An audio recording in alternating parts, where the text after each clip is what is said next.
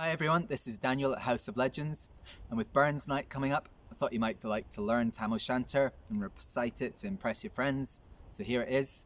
Here is a bit of inspiration for you. Here's Tam o' Shanter. When chapman billies leave the street, and drouthy neighbours meet, as market days are wearing late and folk begin to tap the gate, while we sit boozing at the Nappy, and getting foo and unco happy, we think now of the lang Scots miles, the mosses, waters, slips and stiles that lie between us and our hame, where sits our sulky, sullen dame, gathering her brows like gathering storm, nursing her wrath to keep it warm. This truth found honest Tam o' Shanter, who frae air a night did canter, all dare who ne'er a town surpasses, for honest men are bonny lasses. Ach, Tam, had thou but been sae wise, as taken thy ain wife Kate's advice, she tell't thee well thou was a skellum, a blethering, blustering, drunken blellum, that frae November till October, aye market day that wasna sober, the ilka melder wi the miller, thou sat as long as thou had siller, that every naig that cawed a shoe on, the smith and thee got roaring foo on, that in the Lord's house, even on Sunday, thou drank with Kirk and Jean till Monday. She prophesied that later soon thou would be found deep drowned in Doon, or catched with warlocks in the murk by Alloway's old haunted kirk. Ach, gentle dames, it gars me greet to think how mony counsel sweet, how many lengthened sage advices a husband frae a wife despises. But to our tale, aye market night, Tam had got planted, unco right, fast by an ingle, blazing finely, reaming swots that drank divinely. And at his elbow, Suitor Johnny, his ancient, trusty, drouthy crony. Tam loved him like a very brother. They had been foo for weeks together. The night drave on with sangs and clatter, and aye the ale was growing sweeter. The landlady and Tam grew gracious, with favours secret, sweet and precious. The suitor told his queerest stories, the landlord's laugh was ready chorus, outside the storm might roar and rustle, Tam didn't mind the storm a whistle. Care mad to see a man sae happy, he'd drowned himself amid the Nappy. As bees flee home with lades of treasure, the minutes wing their ways with pleasure. Kings may be blessed, but Tam was glorious, o'er all the ills of life victorious. But pleasures are like poppies spread. You seize the flower, its bloom is shed, or like the snow falls in the river, one moment white, then melts forever. Or like the borealis race that flit ere you can point their place, or like the rainbow's lovely form, vanishing amid the storm. Nay man can tether time or tide, the hour approaches, Tam on ride, that hour o' night's black arch, the keystone, the dreary hour, he mounts his beast in, and sick a night, he takes the road in, as never poor sinner was abroad in. The wind blew, as were blown its last. The rattling showers rose on the bast, the speedy gleams the darkness swallowed, loud, deep and long the thunder bellowed. That night a child might understand the deil had business on his hand.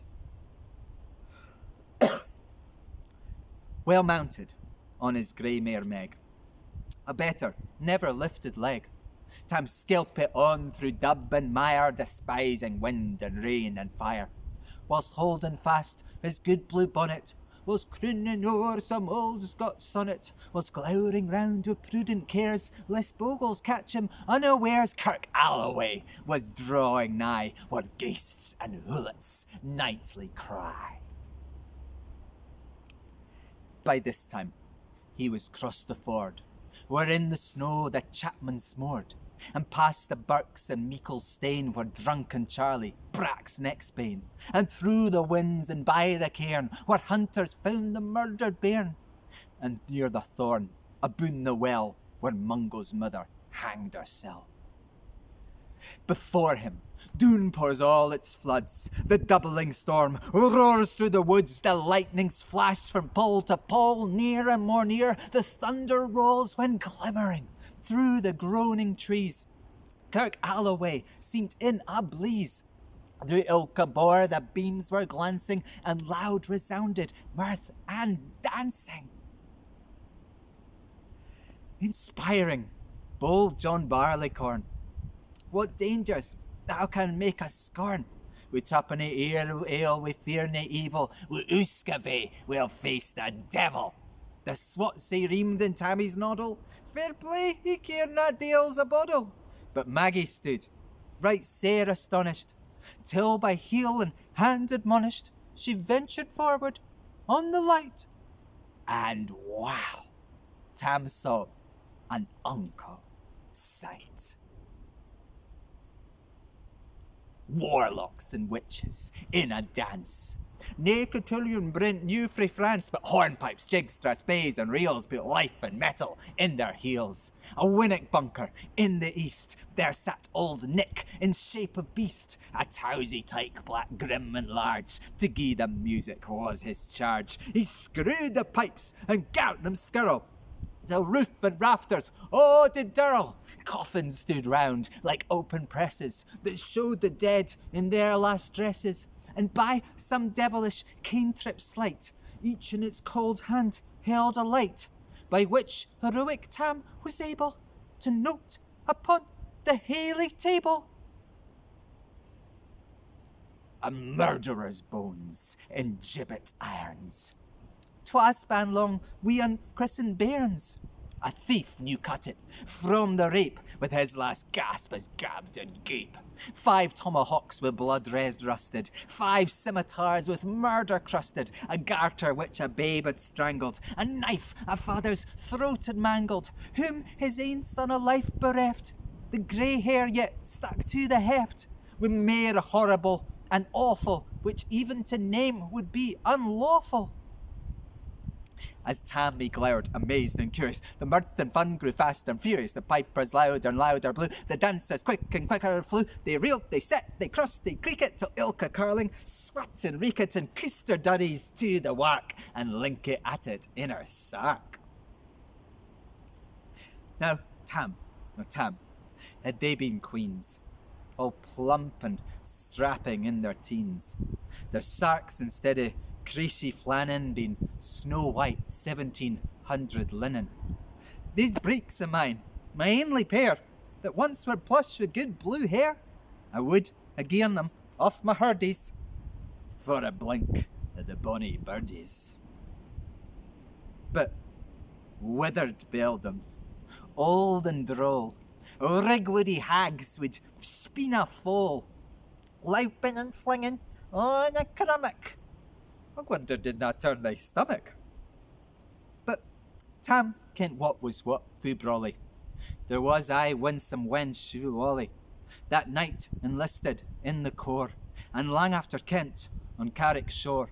For many a beast to dead she shot, and shook and perished many a bonny boat, and shook both meikle corn and beer, and kept the countryside in fear.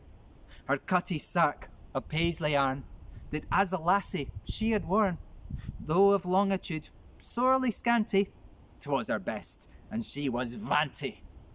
Her lickle kenned, her reverend granny, that sark she coughed for her wee nanny, with 2 pound Scots was all her riches, would ever grace a dance of witches.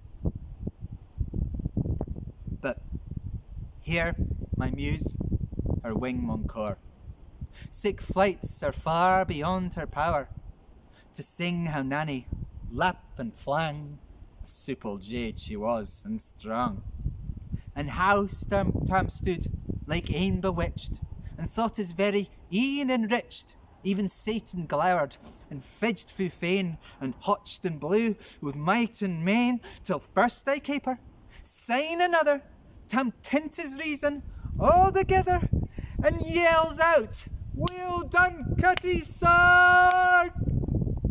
And in an instant all was dark. And scarcely had he Maggie rallied, when out the hellish legion sallied. As bees buzz out with angry fight, when plundering holes assail their bike, as open pussy's mortal foes, when pop she starts before their nose, as eager runs the market crowd, when catch the thief resounds aloud, so Maggie runs, the witches follow, with many an eldritch screech and holler.